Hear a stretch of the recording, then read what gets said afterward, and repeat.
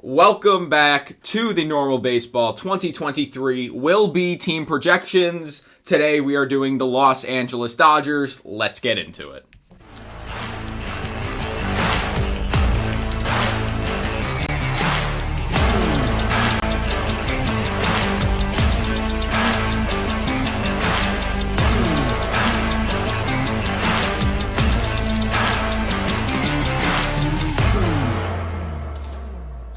What is going on? Welcome back to yet another episode of the Normal Baseball 2023 Will Be Team Projection Series. Today we have the Los Angeles Dodgers. I am Alex Normal Dog. That's Lewis. And we thank you for joining us. We thank you for listening and watching. And if you enjoy in advance, we will tell you to subscribe or follow the podcast and share with your friends. So today we are doing the Los Angeles Dodgers. A team that won 111 games last season, 111 wins, 51 losses. Had some moves this offseason. Might have not been the offseason that the Dodgers or Dodgers fans were looking for, but we're going to talk about it. So we made power rankings for every team in Major League Baseball, obviously, power ranking all 30 teams. And we went based off 7 different categories. Based on their roster and team. Lineup, bench, defense, rotation, bullpen, coaching, and energy. And we rated all 7 of those categories on a scale of 1 to 10. Totaled up the 7 categories. Made a cumulative score. And we rated them highest to lowest. The Los Angeles Dodgers came in as the 6th best team in baseball. Stepped down from last year. And the 4th best team in the National League. Something Dodgers fans might not be used to. True. Lewis, are you ready to get into this? Yeah, let's jump right in. So, the Dodgers lineup. We gave the Dodgers lineup a 7.9 out of 10. Their lineup, without a doubt, got worse this offseason. Their lineup is looking like Mookie Betts in right field, Freddie Freeman at first base, Will Smith at catcher, Max Muncy at third base, JD Martinez DHing, David Peralta in left field, Trace Thompson in center field, Miguel Vargas at second base, and Miguel Rojas at shortstop. The biggest missing piece of this lineup is Gavin Lux, who unfortunately tore his ACL. Get well soon, Gavin. In one of the first games of spring training and will be out for the entirety of the season. Horrible news for a guy like Gavin Lux. Yeah, get well soon, Gavin Lux. I think we can come to the agreement, both you and I, Alex, that everybody in baseball is rooting for him. Definitely has not had the easiest path to starting, and in his easiest year to find a starting job, he goes down with an injury, and I just hope that he is able to come back and do as best as he can. Yeah, I agree. I'm looking forward to him returning when that does happen. But let's talk about their lineup, who is going to be playing this season. Obviously, you have the heavy hitters. You got Mookie Betts, who, yes, people are saying he has been bad since he got to the Dodgers. Last season, had 35 home runs and 40 doubles. Almost had a 40-40 season. Yes, his averages have gone down, but overall, he is still a extremely good player. So I think don't underestimate what Mookie Betts can do. And then, of course, as well, you have Freddie Freeman, who was an amazing player last year. He always has been, always will be. He will continue to be an amazing player, in my opinion. Will Smith, who has been an underrated catcher for a while in this league. Do you want to talk about any other guys, Lewis? JD Martinez, just doubles Martinez, came in to the Dodgers organization from Boston via free agency this year. I'm looking forward to watching him play in Dodger Stadium, very run-friendly environment. Hopefully, Just Doubles Martinez continues to be his nickname as he just looks to continue what is a otherwise good career. Back in the NL West. It's a fun nickname. Yeah, back in the NL West, he was in Arizona for a while. So Well, for like half a season. That's a while. Okay. A little while. But yeah, JD Martinez looks to be very good. Reunited with World Series champion and teammate Mookie Betts, which will be fun. another guy that they acquired during free agency this year, David Peralta, was with the Diamondbacks, got traded to the Tampa Bay Rays, where then he hit free agency after the season ended. Interesting that out of all teams, the Dodgers went out and picked up an outfielder when they do have guys on their bench who definitely should be playing the outfield and should be starting every day. And last but not least, Miguel Rojas, they traded for from Miami Marlins, the boys down south. Traded Miguel Rojas to the Dodgers, which I guess it's an okay move. It might just be some sort of stopgap or something. We don't know what the Dodgers have up their sleeve, but Miguel Rojas at short is definitely not the long-term solution. No, definitely not the long-term solution, especially going from a guy like Trey Turner down and to before that, Miguel Seager. Rojas. Yeah, Corey Seager, Trey Turner down to Miguel Rojas is a huge hit. So like we said, this lineup did get worse when you look at it on the surface. Max Muncy, also a guy who really did not play good at all last season. Yeah, did not play well at all. I would like to see him play better.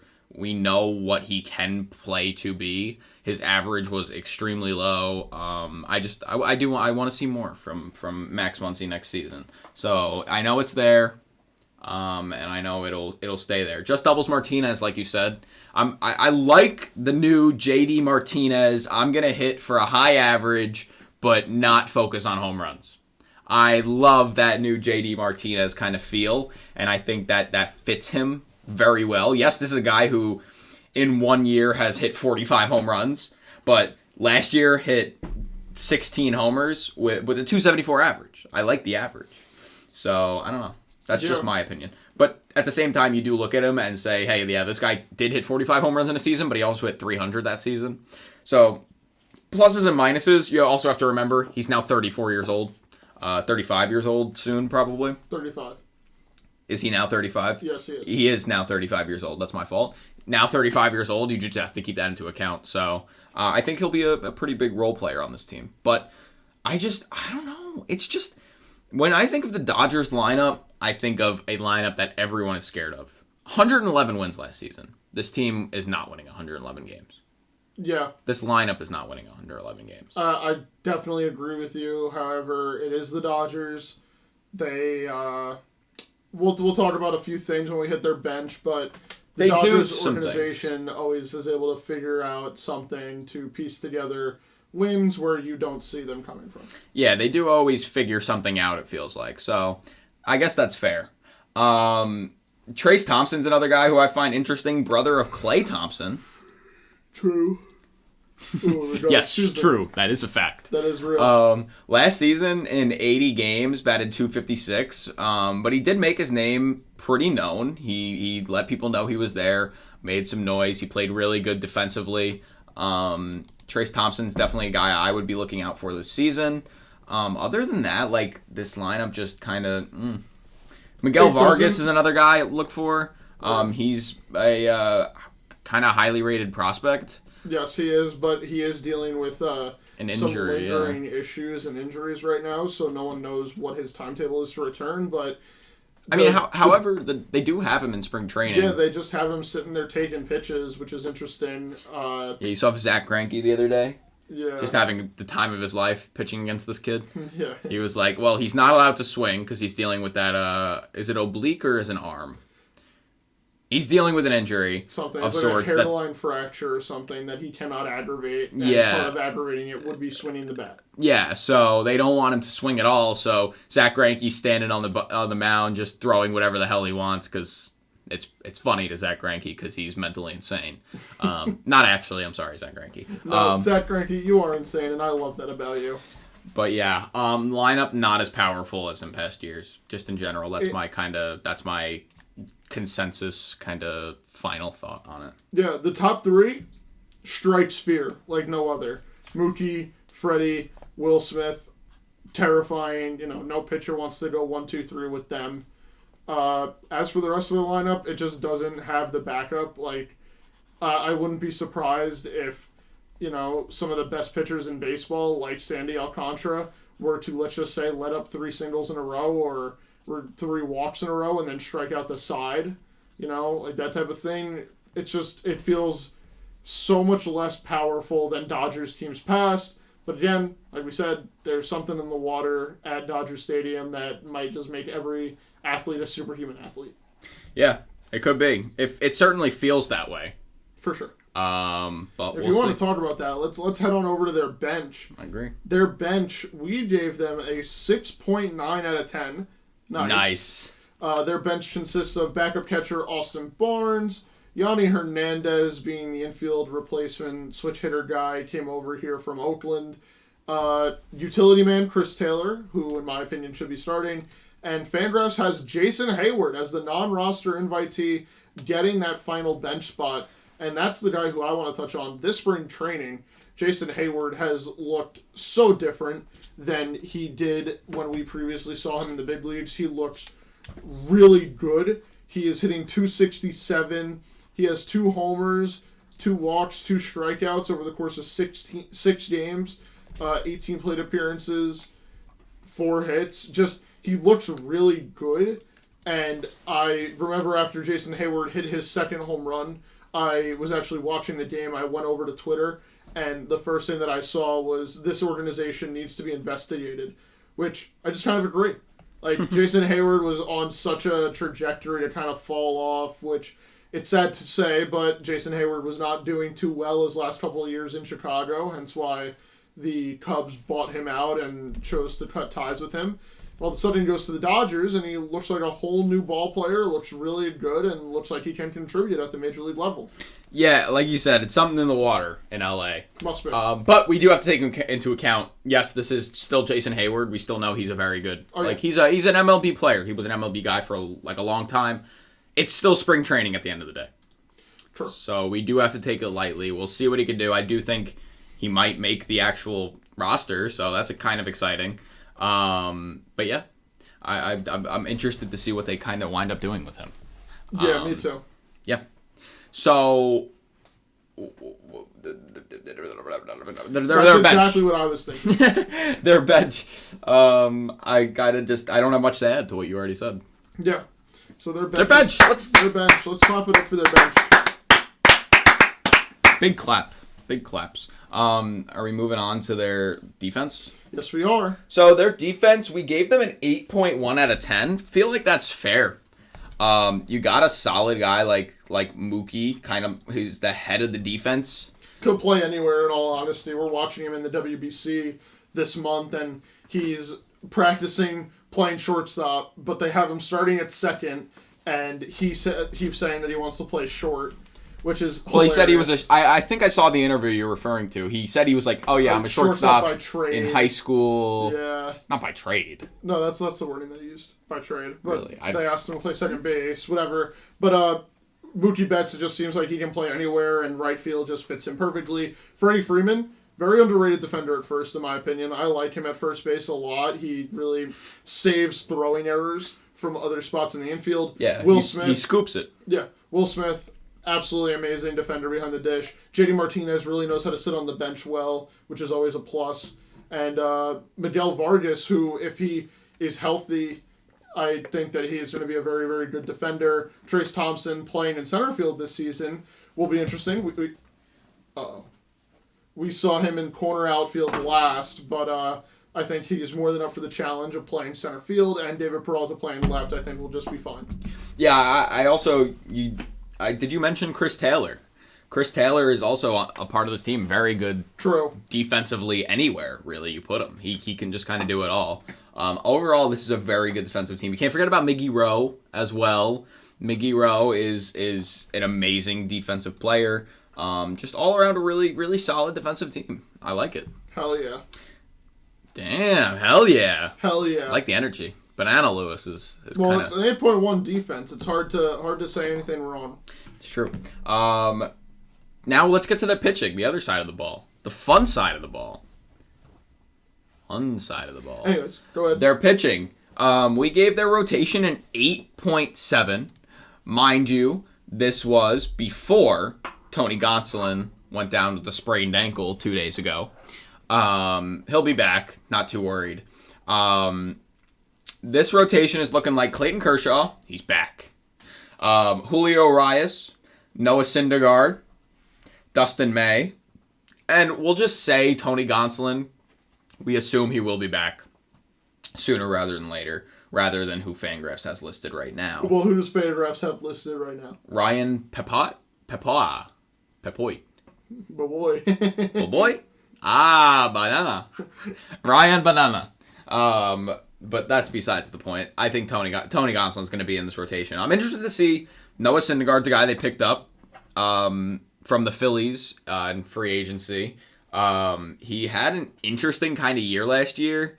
It was kind of a, hey, let me prove that I'm like still a guy in this league who can be turned to produce quality starts. The guy's only 30 years old, which has to be kept in mind. He pitched in 25 games last season and had a 3.94 ERA. So while it did seem like he didn't have an amazing year, that's actually a good year for a guy who is trying to make the point of, let me come to an organization and let me be really good. And I think coming to the Dodgers, like we've said in this episode already, it seems like there's something in the water there, and they just kind of know how to make guys better. Well, let it be known, this is not so much of a something in the water when it comes to the pitching staff. This is more of just a Mark Prior masterclass. You know, he's developed guys like Dustin May who have looked absolutely amazing. He's worked with guys, Clayton Kershaw, to continue his perfection. He's worked with Julio Urias over the course of his career, and I think Noah Syndergaard will be sort of the Andrew Heaney of last year's Dodgers, a project that Mark Prior is more than up for and more than willing to help improve. Mark Prior masterclass incoming. Yeah, I was gonna say I think he will improve. I think Noah Syndergaard's gonna be a guy to watch this year, and I think he's gonna, like you said, similar to Andrew Heaney, it's gonna be like, how did they manage to do that? And it's like we're gonna slowly start to see throughout the season, like, okay, yeah, we're starting to see what exactly they fixed with him to make him this good. Like Andrew Heaney, they pick and chose what pitches he was best at throwing. They developed a slider better. They just developed him really well, even later into his career. And I think they're going to do the same for Thor. Yeah, my only worry with Noah Syndergaard and his development with the Dodgers is when you watch the interviews that he's done and you listen to what he said as compared to what the Dodgers organization and Mark Prior has said, Noah Syndergaard keeps saying he wants to get back to that 100-mile-an-hour fastball and that high 90s slider. However, the numbers are not showing that, and Mark Prior and the Dodgers pitching staff and medical staff keep saying that he's going to be more of a swing and miss guy now, not a beat you with a high fastball that goes 101 miles an hour type of guy anymore, which that might be conflicting. That might just be them throwing off scouting reports. You never know. The Dodgers always feel like they're playing a different level of chess. I just think that whatever version of Noah Syndergaard we get this season, it's going to be a good version. The Dodgers are just playing chess. The rest of the league's not even playing chess. Right. We're playing, the rest of the league's playing Pictionary, they're playing 4D chess. I love that we're not even going with the checkers chess, we're going with Pictionary chess. Yeah. But with crayons, and you're holding all the crayons like this. All right. What is wrong with you? All right. So, anyways, hilarious. As for their bullpen, we gave their bullpen a 7.8 out of 10. I think this is very reasonable, especially when you think about the fact that guys like J.P. Ferguson, Daniel Hudson... Who? Daniel Hudson? No. Daniel...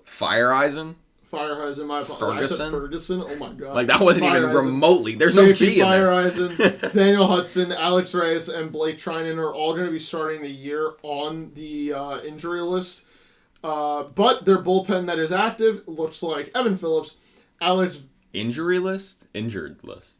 Oh yeah, same thing. Sorry, I have Evan Phillips, Alex What?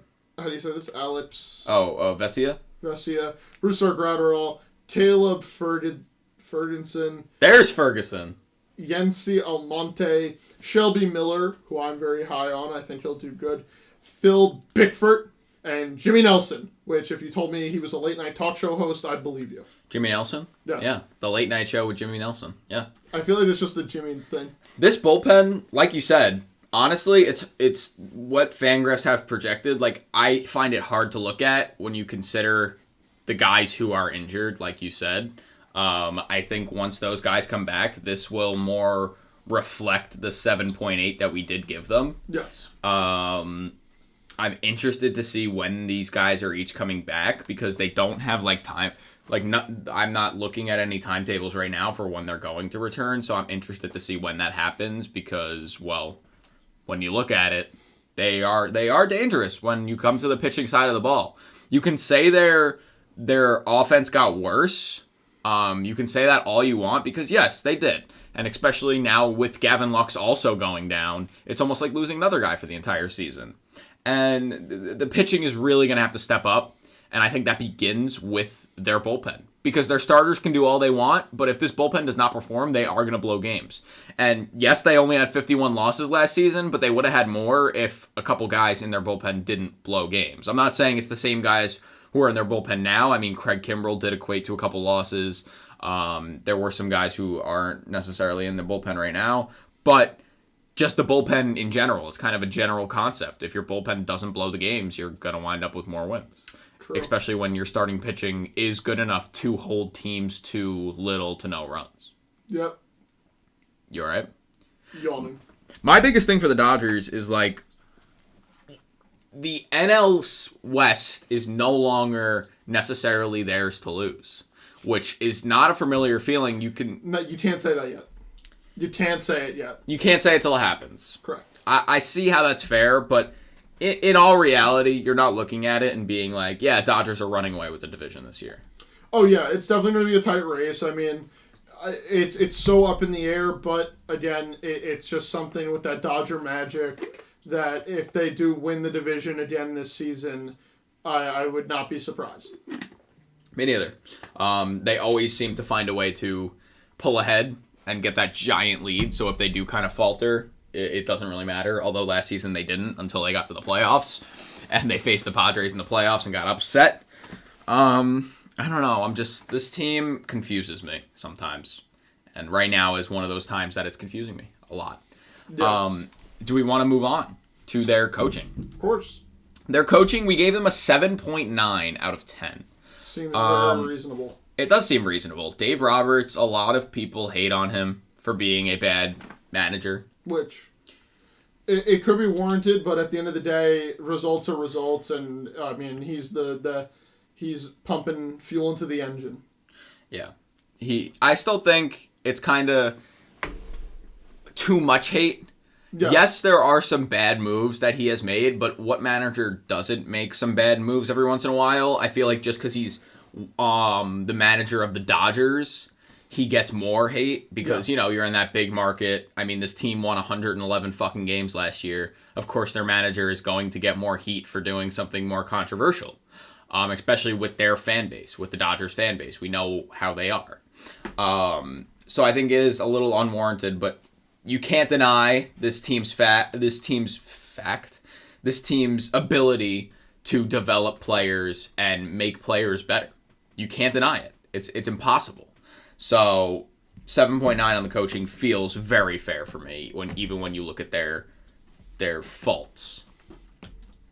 Yeah, I agree. And of course, that's not just going to Dave Roberts, that's to the rest of the coaching staff. It just seems as if everyone who goes through the organization does really well. So that's where I land on agreeing with the 7.9 that we gave. All right. Moving to our last category, energy, which is basically, the energy they bring to every game. We gave them an 8.6, which, granted, was before Gavin Lux got injured. I argue that doesn't lower it that much, but I still think this team's very energetic. You got Mookie, who brings just as much energy as pretty much anyone in baseball. Freddie Freeman does the same. He plays with a lot of flair. And even when you look at some of their pickups, Miggy Rowe, have you seen some of his cleats and the shoe game? Goes hard. Energy. He loves playing. Max Muncy's a guy. We all know the pimp job. into the bay at San Go Francisco. get it out of the fucking ocean. Yeah. And let's not shy away from the bench, too. Chris Taylor definitely brings some of the loudest yells I've ever seen on national television. Oh, yeah. I mean, we all remember the wild card game. That was 2 years ago, the wild card game, and even after last season, he was just so much fun to watch. He was having so much fun. He's just a kid playing baseball, it felt like, which is always a lot of fun to see. On the pitching side, I feel as if we're going to see a lot of Evan Miller yelling at batters. Give me some, some really aggressive 1-2-3 putouts. Evan Miller? Evan Phillips. Oh, I thought you said Evan Miller. I think you did. Oh, Evan Phillips. Evan Yeah. Phillips. No, all good. Yeah, give me some really loud yells after some putouts and strikeouts. Noah Syndergaard, I think he's going to bring that cocky, silent killer energy. Especially if he's good. Clayton Kershaw, he'll be a lot of fun to watch. I don't know how much fucking energy he's going to bring. And Dustin May, who I think should break out of his shell a little bit more this season, and he will be a lot of fun. Clayton Kershaw threw 8 perfect innings last season. That's true. In the beginning of the year. So, that's energy. I agree. I think it's a very energetic team, even with the guys they lost. If you're counting at home along with us, we gave them a total score of 55.9 out of the possible 70 points. That is good for 6th best in baseball and the 4th best in the National League. Lewis, do you want to give us a rookie report for this team? Yeah, of course. So, as we know, the Dodgers are very quick to sell on their rookies to acquire major league level talent. However, through all of their trades over the past years, they still have a very good farm system, and they've been able to keep some guys who might be able to help them out this year. Instead of talking about Miguel Vargas, who I feel as if many people know about by now and will probably be the starting second baseman or shortstop, depending on where they put him, I am going to highlight Bobby Miller, starting pitcher for the Los Angeles Dodgers organization. Last year, he pitched in both AA and AAA, where he had a 4.25 ERA, so a little bit high. However, that's okay when you realize the fact that it was over 112 innings. He only allowed 95 hits. His whip was 1.18, which allowed batters to hit 222 against him, but he had 145 strikeouts. Really, really good power pitcher. All he's missing is a good put-away pitch or a good get-out-of-a-jam ground ball pitch, and we might be talking about one of the best young starting pitchers in all of baseball. Yeah. Okay. I like it. I like especially starting pitchers. I feel like we haven't seen too many of those in your rookie report so far. I like it. I really do. Good job. Let's give it a round of applause. Love it. So, now, the fun part. MVP pitcher for this team. Who you got? I'm going to go with Julio Urias. I'm not the biggest fan of his, but at some point you can't deny how good he is. I like that. I'll give you a round of applause. I respect that. I'm going to go with Clayton Kershaw. Veteran, same age as Jacob deGrom. Who's to say he can't pitch a perfect game this season? Not me. I think he can. And I think he will. I'm predicting a perfect game from Clayton Kershaw this season. Oh my God, he said it. Yeah. I think I predicted the same thing last year with another pitcher. Jacob deGrom was also younger. By like 3 days. Yeah, by like 3 months. It's nothing major. So like I think it's fair enough to say they are the same age. Fair enough. For 9 out of the 12 months of the year, they're the same age. Okay. But yeah, so I think Clayton Kershaw, MVP hitter for this team. Who you got? I'm gonna go with Freddie Freeman. I think he's gonna win a batting title or come close to it again this season. He's just very consistent, very good. Looking forward to watching him play. Like to hear it. I'm gonna go just for sake of being different. Well, not even just for the other option. I'm going with Mookie Betts. I think he can get a 40-40 season, and I think he will have a 40-40 season this year. All right, it's a bold take. Love it. I like it. So, the Dodgers are projected, or rather their over-under for wins this season is 96.5. Do you have over or under? Under, but like 92. I'm going under just under. Not by much. So, I would happen to agree.